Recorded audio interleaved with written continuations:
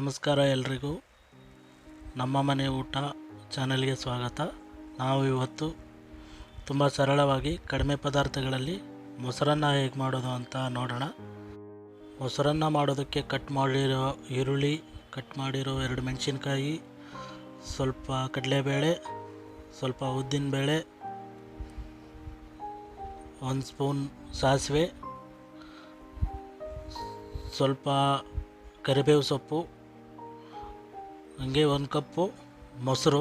ಇದಕ್ಕೆ ನೀರು ಮತ್ತು ಉಪ್ಪನ್ನ ಆಲ್ರೆಡಿ ಆ್ಯಡ್ ಮಾಡಿದ್ದೀನಿ. ಸ್ಟವ್ ಮೇಲೆ ಒಂದು ಪಾತ್ರೆ ಇಡಿ, ಎಣ್ಣೆ ಹಾಕಿ, ಎಣ್ಣೆ ಸ್ವಲ್ಪ ಬಿಸಿ ಆದಮೇಲೆ ಕಡಲೆಬೇಳೆ ಮತ್ತು ಉದ್ದಿನಬೇಳೆ ಹಾಕಿ ಕಂದು ಬಣ್ಣ ಬರೋವರೆಗೂ ಫ್ರೈ ಮಾಡಿ.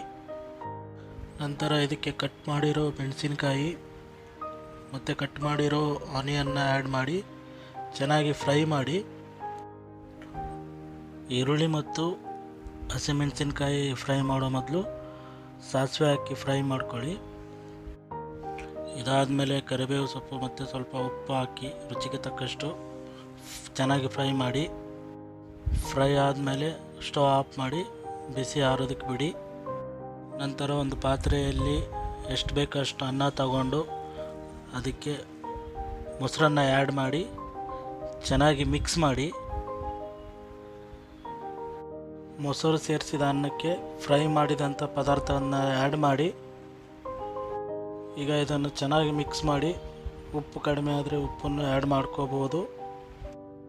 ಈ ರೀತಿ ಕಡಿಮೆ ಸಮಯದಲ್ಲಿ ಸುಲಭವಾಗಿ ಮೊಸರನ್ನವನ್ನು ಮಾಡ್ಕೋಬೋದು. ವಿಡಿಯೋ ಇಷ್ಟ ಆದರೆ ಲೈಕ್ ಮಾಡಿ, ಶೇರ್ ಮಾಡಿ, ಚಾನಲ್ನ ಸಬ್ಸ್ಕ್ರೈಬ್ ಮಾಡಿ.